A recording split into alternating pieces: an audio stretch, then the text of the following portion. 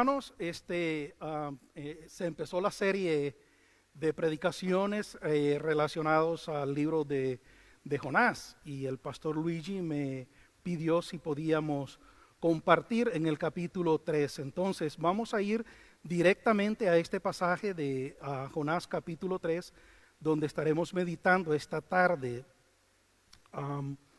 Vamos a empezar quizás dando un pequeño marco histórico de Jonás. Vamos a ver en la pantalla la estructura, cómo es que está el profeta Jonás hablándonos en esta tarde a la luz de la Escritura. Gracias, hermano. El tópico que se me pidió compartir basado en el libro de Jonás es sumergidos en su gracia. Y aquí está la estructura del libro. Ustedes notan en los primeros 2 capítulos, a su mano izquierda, Dios lo comisiona, Dios lo manda a una misión. Jonás desobedece y en el fondo del pez, allá en el mar, él ora y Dios lo oye. Esos son los 2 primeros capítulos. Pero el capítulo 3, que es el capítulo de esta tarde, Dios perdona nuevamente a Jonás y entonces lo vuelve a llamar. Capítulo 3 viene a ser la gran ciudad de Nínive, que es lo opuesto de capítulo 1 y 2, donde el tema principal era Jonás. Encontramos básicamente en este capítulo 2 cosas importantes que yo quiero que ustedes las mediten no solamente hoy, sino a través de la semana. Lo primero que encontramos en este capítulo 3 es que la misión y el mandato a Jonás de proclamar en Nínive es renovada por segunda ocasión. Eso es lo primero. Capítulo 3 es relacionado a Nínive, la gran ciudad fundada por Nimrod. Génesis capítulo 10. Sennacherib, el rey, la hizo grande. Y para el año 700 Jonás es llamado para predicar la palabra de Dios. Él desobedece, como dijimos ya hace unos minutos. Capítulo 3, la misión y el mandato a Jonás de proclamar en Nínive es renovada por segunda ocasión. Mire lo que dice verso 1 y 2. Vino palabra de Jehová por segunda vez a Jonás, diciendo: levántate y ve a Nínive, aquella gran ciudad, y proclama en ella el mensaje que yo te diré. Proclama en ella el mensaje que yo te diré. Note usted que el mensaje no es de Jonás. Note usted que la palabra no es de Jonás, no tiene nada que ver con Jonás. Jonás sencillamente debió haber sido el instrumento y tenía que ser el instrumento que Dios iba a usar para la proclamación de la palabra de Dios. En el Nuevo Testamento encontramos en 1 de Pedro 1:21 que nunca la profecía fue traída por voluntad humana, sino que los santos hombres de Dios hablaron, dice la Escritura, siendo inspirados por el Espíritu Santo. Es decir, es finalmente Dios el dueño, el autor, el inspirador, el que todo lo hizo desde el inicio y hasta el fin de su propia palabra. Él es el dueño de la palabra profética. Los profetas, tanto en el Antiguo como en el Nuevo Testamento, sencillamente eran y siguen siendo instrumentos. El restablecimiento de esta comisión es entregada a Jonás, pero por su pecado de desobediencia se pospuso. Muchas veces sucede así. Dios nos manda a hacer algo, ya sea que nos olvidemos, o ya sea que no querramos ir, o ya sea que pequemos de una u otra manera y nos volvemos al igual que Jonás desobedientes. Lo otro que sucede en este versículo es que esa recomisión o esa reestablecimiento de esta misión dada y pospuesta empieza nuevamente o toma lugar nuevamente en la reconciliación de Jonás con Dios. Yo no sé cuántos de ustedes han oído hablar de esta famosa frase, pero hay una famosa frase que usamos los latinoamericanos y es que Dios es un Dios de segunda oportunidades. Siempre nos da una segunda oportunidad. Dios nos pide algo, Dios nos manda a hacer algo, la regamos, venimos, pedimos perdón y Dios nos perdona. Qué lindo, ¿no? Maravilloso. Dios es un Dios perdonador. Es un Dios de segunda oportunidad. En la vivencia de Jonás lo vemos claramente en este tercer capítulo. Dios estaba satisfecho entonces. Estaba complacido por la respuesta de Jonás. Jonás era culpable de desobediencia, pero Dios decide usarlo y enviarlo donde Él lo había llamado originalmente. Ve al norte, a aquella ciudad que tanto pecado hay. Y ahí es donde te voy a usar. Entonces Jonás obedece esta segunda ocasión y su obediencia está reflejada en su respuesta voluntaria de ir donde se le mandó. Esta expresión creo que si la han usado otros, tal vez es de otra forma o de otra manera, pero siempre la escucho y la uso. Si Dios te llama para algún servicio, ya sea local en tu iglesia, o ya sea a nivel interlocal, o a nivel internacional, y no vas, esto es seguro, si Dios te llama, la segunda vez, aunque sea mojado, vas a ir. Es un principio. La segunda ocasión Jonás fue todo mojado, porque acababa de salir del vientre del gran pez que se lo tragó, que estoy seguro ya lo abarcaron con el pastor Luigi, y su oración de perdón, y de todos modos fue. Entonces, principio, hermanos, jóvenes que están aquí, yo soy un fuerte creyente que el Espíritu Santo nos habla cada vez que venimos a la casa del Señor. Soy un fuerte creyente que Dios nos habla a través de su palabra cada vez que nos sentamos a escuchar, porque finalmente no es nuestra palabra, como dijimos, no fue la palabra de Jonás, fue la palabra de Dios. Vas a ir a Nínive a predicar la palabra que yo te diré, dijo Jehová Dios. Entonces Dios nos habla. ¿Cómo respondemos a esa palabra cada domingo? Es la pregunta para hacernos. Jonás obedeció y la renovación y la reconciliación, escúcheme, son producto de una obediencia voluntaria. No queremos ser obedientes a la fuerza. Es duro, sufres más, lloras más, hay más cicatrices en tu corazón y en tu alma. Entonces hay que ir voluntariamente. Hay que decirle al Señor sí, siempre. Porque Dios, amados, nunca se equivoca. Dios es bueno y Dios es fiel. Jonás obedece. Ustedes saben que esa obediencia fue el producto de su arrepentimiento. En la corte judicial, por ejemplo, cuando a un criminal se le da una nueva comisión, en términos jurídicos, esto es equivalente al perdón. Jonás fue redimido por Dios de su desobediencia. Y gloria a Dios por eso.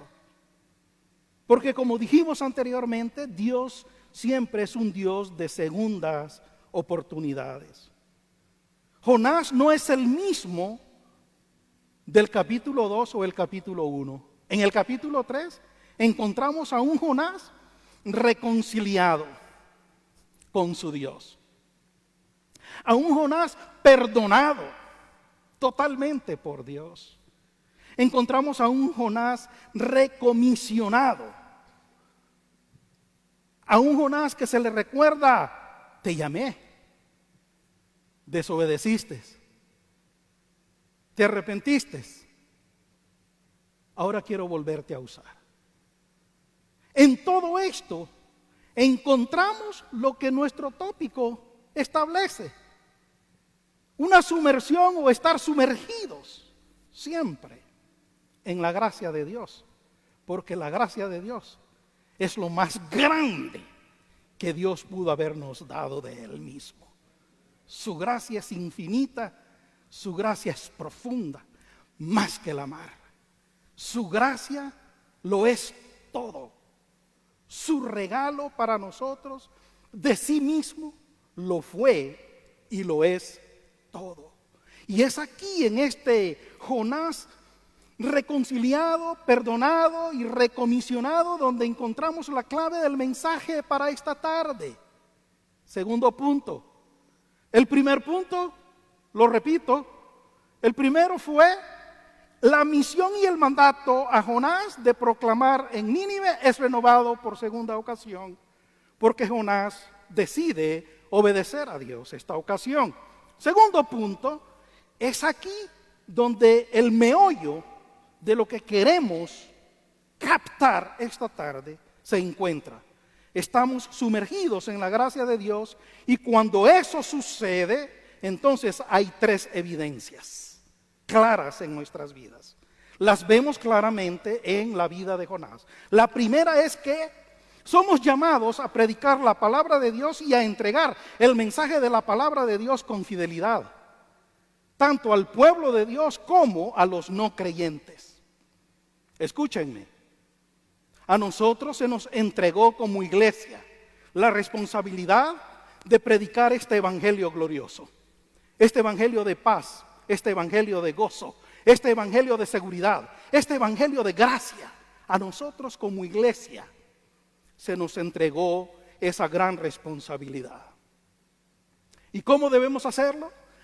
Hacerlo con fidelidad. Versos 3 y 4. Y se levantó Jonás y fue rápido, me imagino a Jonás corriendo a Nínive conforme a la palabra de Jehová. Y era Nínive, gran ciudad en extremo, de 3 días de camino. Y comenzó Jonás a entrar por la ciudad camino de un día y predicaba diciendo: mira el mensaje, es cortito, pero es profundo. Este es el mensaje.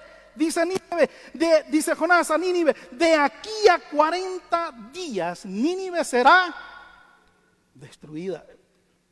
Un momento, ¿no estamos hablando de la gracia de Dios? ¿Se equivocó Jonás? Bueno, es que solamente esa es parte del mensaje que Jonás predicó. Yo me imagino que Jonás, en su vivencia con Dios, habló de su relación con Dios. Habló de su desobediencia del capítulo 2.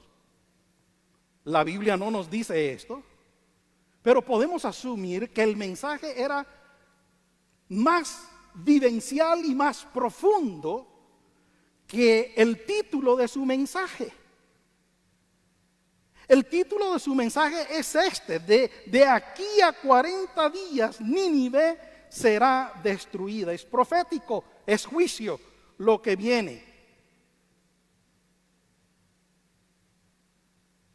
Y eso es lo primero que sucede, que tenemos que apegarnos a la palabra de Dios para proclamar el evangelio de Jesucristo. Yo no puedo venir y predicar mi propia palabra. Yo entiendo que hay muchas vivencias que Dios me ha dado, tanto como a ustedes, que son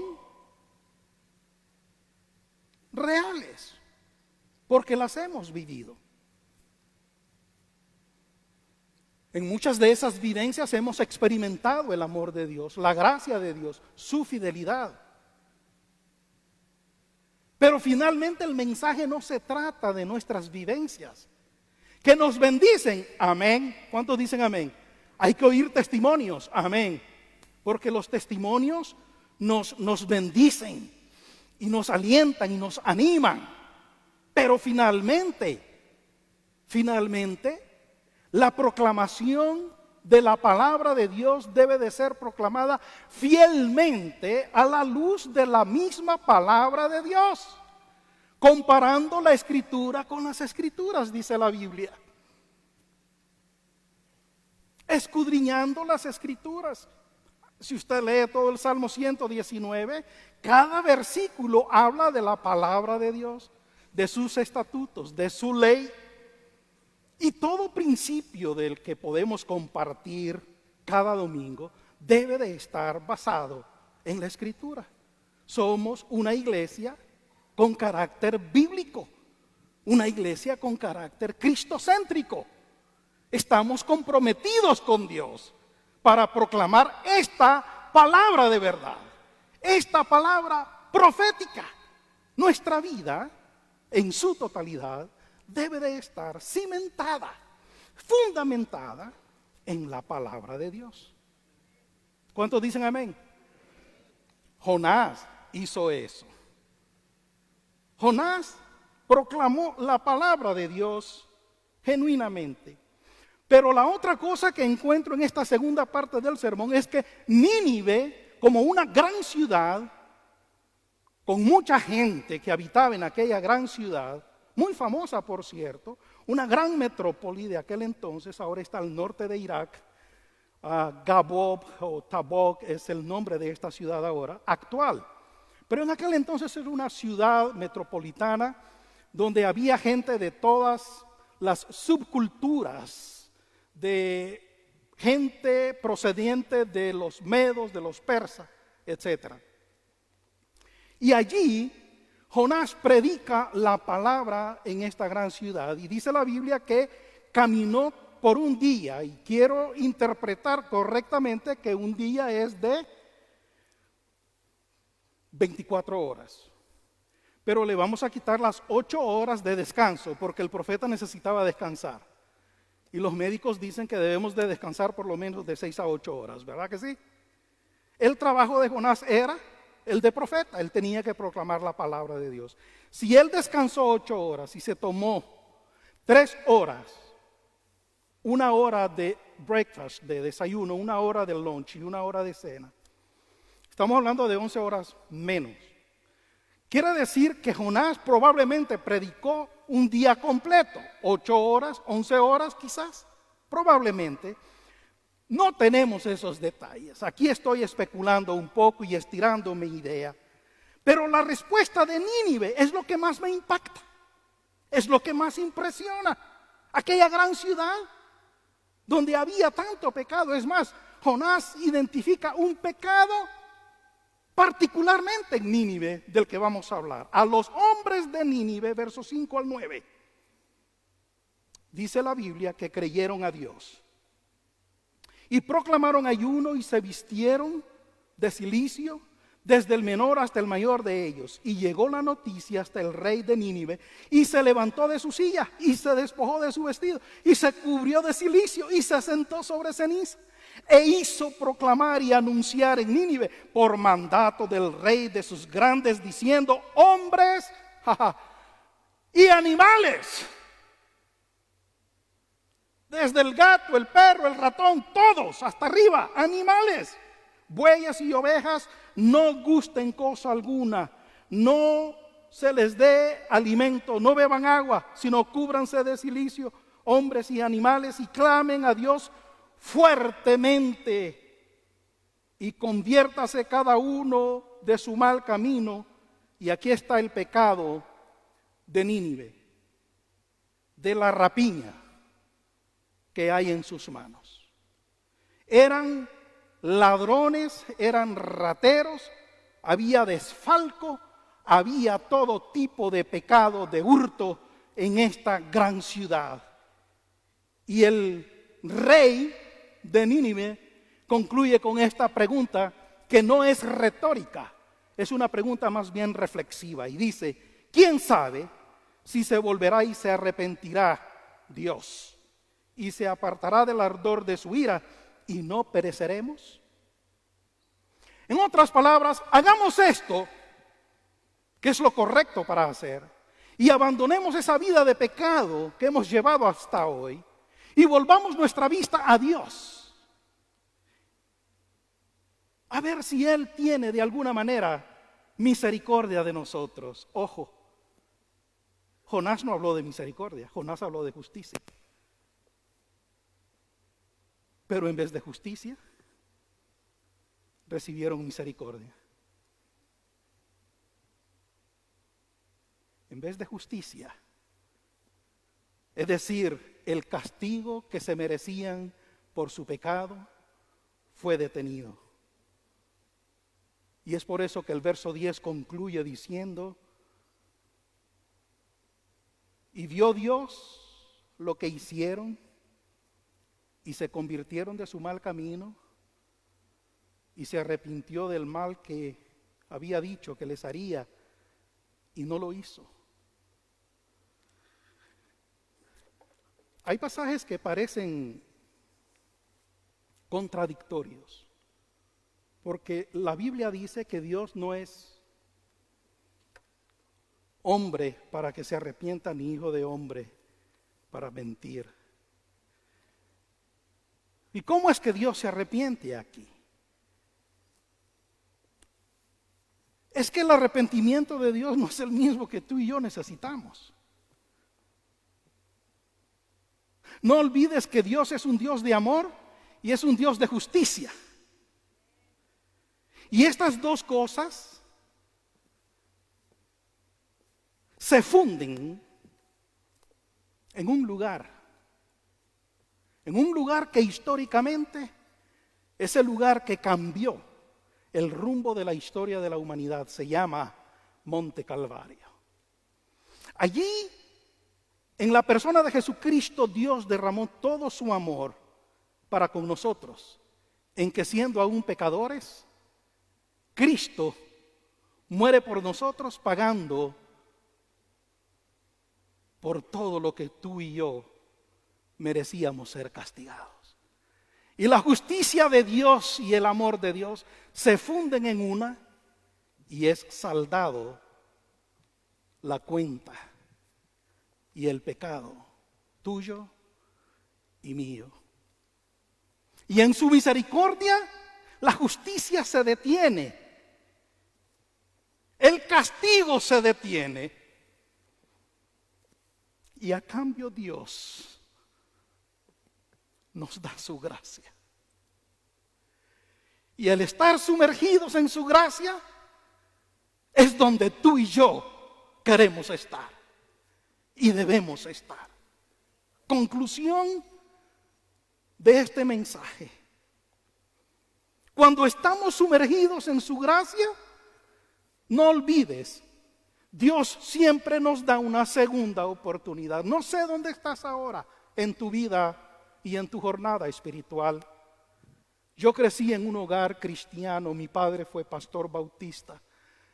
A los 12 años, a raíz de la muerte de mi papá, yo me aparté del Evangelio de Jesucristo. Yo había recibido al Señor a los 7 años, pero mi desesperación por querer entenderlo todo, no entendí nada y busqué respuesta en lugares donde no debía haber buscado. A los 18 años me reconcilié con el Señor. Reentregué mi vida a Cristo y Él me cambió y me transformó. Y a los 19 años el Señor me llamó al ministerio y le sirvo desde entonces. Y yo quiero decirles esta tarde que no me arrepiento de haberme reconciliado con el Señor a temprana edad y de haberle entregado los mejores años de mi vida a Dios. Porque Él es bueno, Él es misericordioso.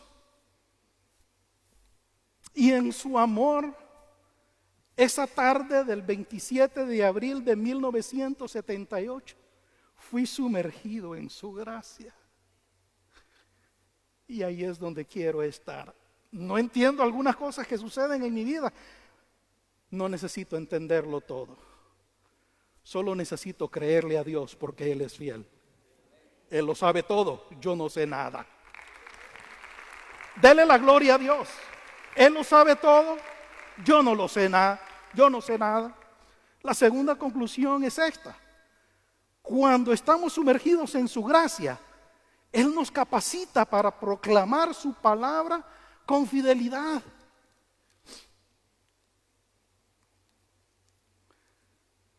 Algunos somos llamados al ministerio y esta es mi posición en relación al llamamiento. Si Dios te llamó al ministerio para ser un pastor, un misionero, un maestro vocacional, que esa va a ser tu vocación, you have to go to study, you have to go to college, tienes que ir a prepararte. Muchas veces decimos, no, es que yo no tengo dinero para hacerlo. Es que si Dios te llamó, tienes que prepararte porque Él va a proveer y Él te va a dar para hacerlo y lograrlo. Si Dios te llamó ya siendo profesional, gloria a Dios. Toma un curso de Biblia, de teología. Pero yo quiero decirles esta tarde lo siguiente.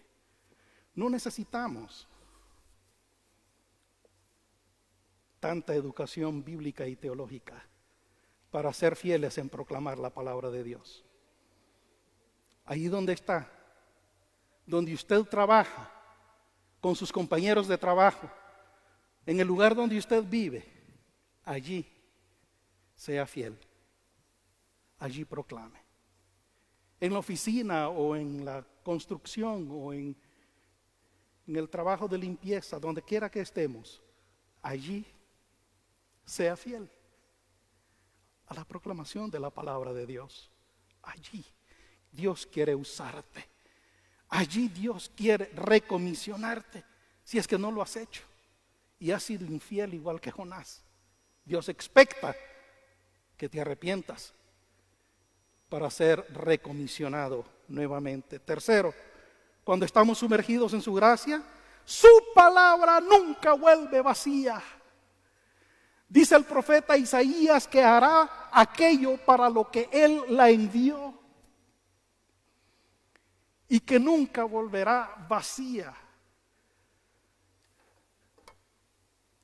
Padres, madres que están aquí, familias, la mejor etapa que tenemos para sembrar la palabra de Dios en nuestros hijos es cuando ellos están pequeños, es cuando ellos están niños. Yo recuerdo a mi papá antes de irse con el Señor, que nos reunía a todos antes de ir a la escuela, 6:30 de la mañana, para orar y cantar juntos. El altar familiar es un concepto olvidado en el siglo XXI. Pero el altar familiar es lo que me tiene aquí hoy ante ustedes.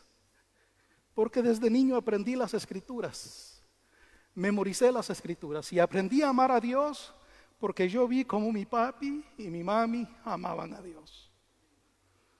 Yo vi cómo oraban y yo vi cómo adoraban a Dios. Y cada domingo a la iglesia, porque hay que buscar de Dios y hay que aprender de Dios. Y esta es la mejor etapa. Y si ustedes no lo están haciendo, amados hermanos, yo les exhorto, porque ese es un tipo de desobediencia. Se llama desobediencia inerte. Los hijos van a hacer más lo que te ven a ti hacer que de lo que tú les dices que hagan.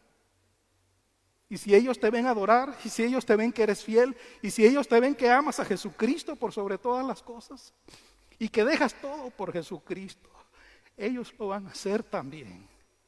Ellos lo van a hacer también. Ellos van a seguir a Jesucristo, se van a enamorar de Jesucristo, van a adorar a Jesucristo.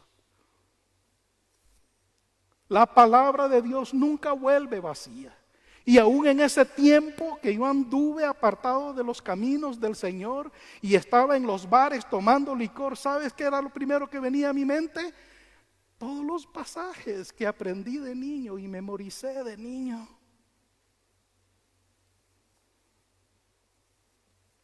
Llorando sobre una cerveza y diciéndole al Señor, no entiendo lo que pasó con la muerte de mi papá. La muerte de mi papá fue abrupta, repentina, cantando con mi mamá en el púlpito en la tercera estrofa del himno Cae muerto. Infarto al corazón. Yo no entendía, Señor, si tú dices que me amas tanto, no entiendo por qué te llevaste a mi papá, un niño, adolescente. No podía reconciliar aquello. Los años pasaron y ahora entiendo que es que no se trata de mí y tampoco se trata de mi papá ni de mi mamá. Se trata de Dios que es fiel por los siglos de los siglos y que Él sabe lo que hace y por qué lo hace y para qué lo hace. Y que nuestra posición debe de ser aquella de adorarlo, glorificarlo, obedecerlo en todo. Concluyo con este último punto.